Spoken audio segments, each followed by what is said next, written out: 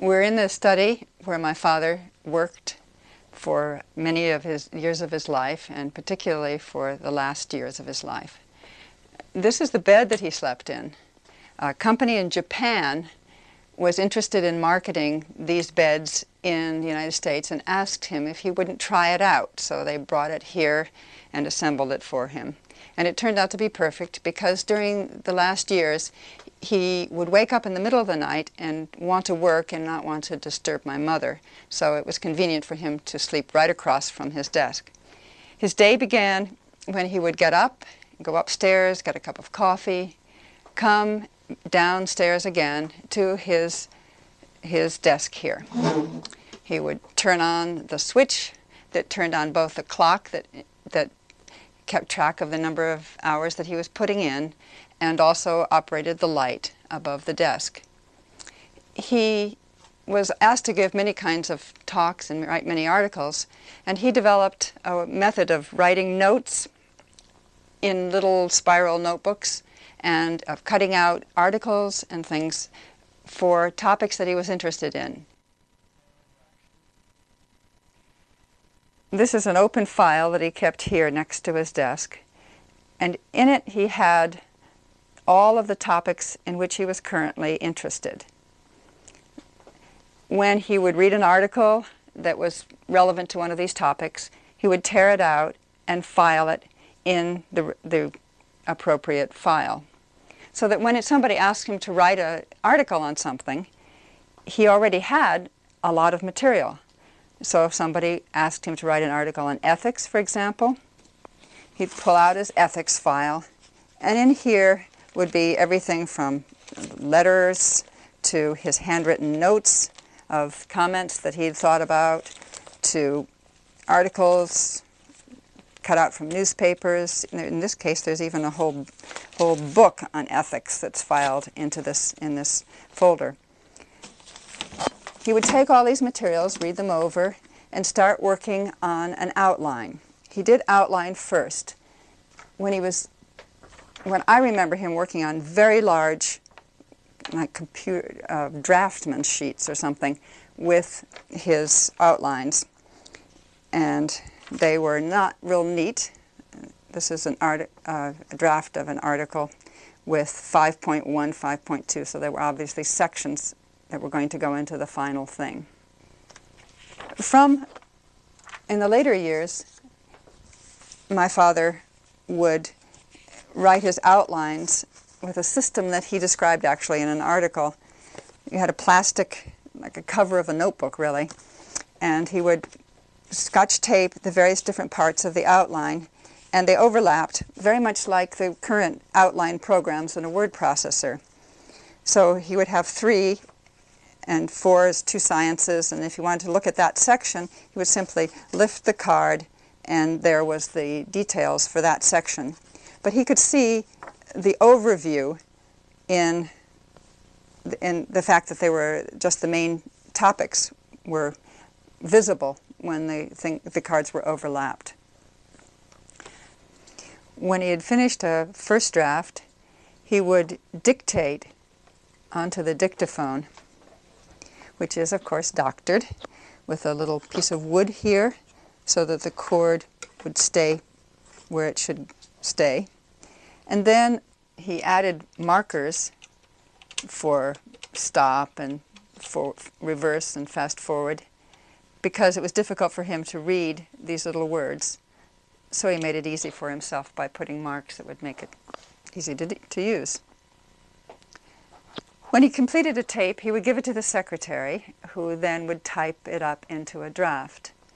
He edited the drafts very heavily, as you can see, and then he would throw the previous draft into this box after he had dictated the next version on another tape for the secretary.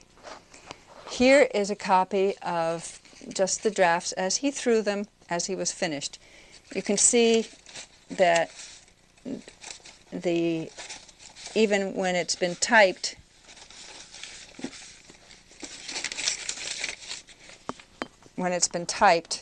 that still is fairly heavily edited. This one is dated 7/21/90. He gave the talk on, would have been August, so this was fairly close to the end. It's very heavily edited. From this, he would again dictate a copy for the secretary. The secretary, of course, had the manuscript on disc, so she didn't need to type everything over again. She could follow along and just make the changes. And then he would get another, well, still more. Quite a lot of change. And here's when he's cut a page and added a little section. So you can see it's still got a lot of changes. And this would have probably been at least a 10th draft.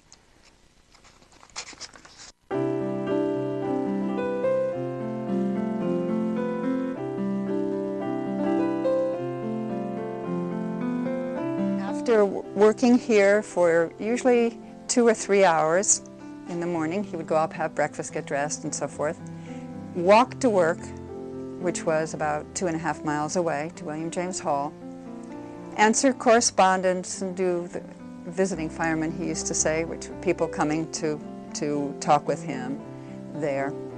Then he would come home for lunch.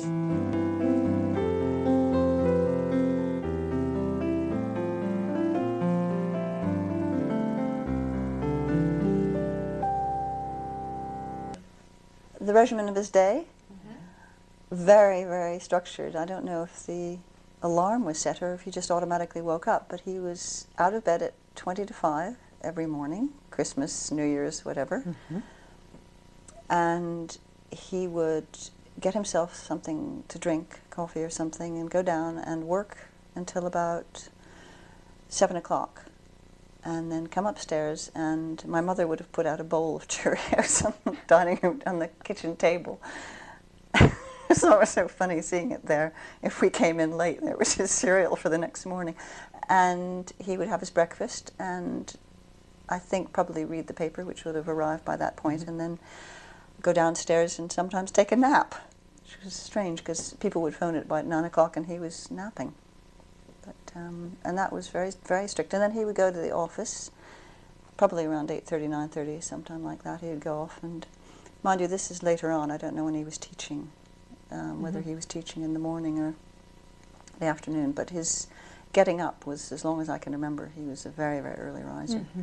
I remember very clearly going downstairs to where he was working, and he would, when I walked into his office, he would swivel around in his chair so his back was to his desk, and he'd flip off the switch that had the clock that timed his work, and also turned off the light, and said, "Well, hello." Yes. And then he would be available for whatever I wanted to talk about, for as long as I wanted to talk about it. And then as soon as I left, he'd turn around, switch on his light, and go back to work. But he did teach us how to shape animals. Oh, I yes. remember getting the principles of how to teach animals very early. And I taught a pigeon to play a piano as a science project when I was 13.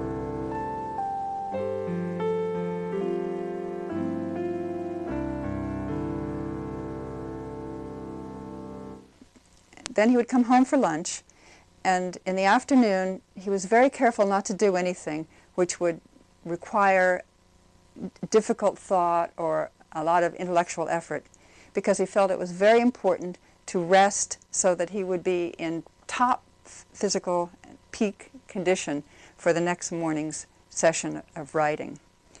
So his two pleasures in the afternoon in particular were listening to music, and he would come down and sit in this chair and put on often Wagner and just recline and listen to it. Or he would read. When he read, he avoided things that were very difficult to read in favor of light reading, murder mysteries, light things of that sort, magazines and so forth. He had difficulty with his eyesight in the later years, so he bought this magnifying glass. It was on an arm, but he couldn't adjust it so that it was exactly where he wanted it. So he made up this system.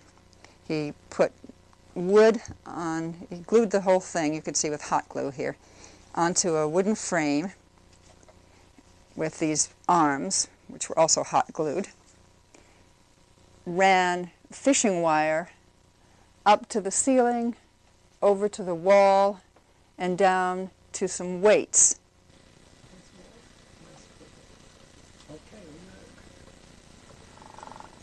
Which made it possible to raise and lower this and to put it in any position that he wanted it.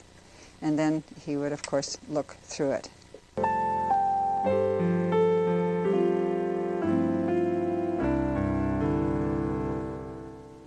Bacon says, nature to be commanded must be obeyed. It's a very important point. It works in physics and chemistry. Before you can do anything with physics or chemistry, you must discover what physics will allow you to do. You have to. The world teaches you how to manipulate the world, but unless you are willing to do what the world tells you to do, unless you're willing to obey the world, you will never make the world behave. And then when you deal with organisms, it's even more so the case. I remember when I first started working with rats in my first experiments, I would arrange an experiment, and I would expect to get a certain shaped curve. I wouldn't get that, and I would get so furious. Why don't you do what you're supposed to do? Damn the rat. The rat is supposed to do it. And then I realized finally, nature to be commanded must be obeyed. The rat is always right. Whatever the rat does, it should do, but I had not arranged the right conditions.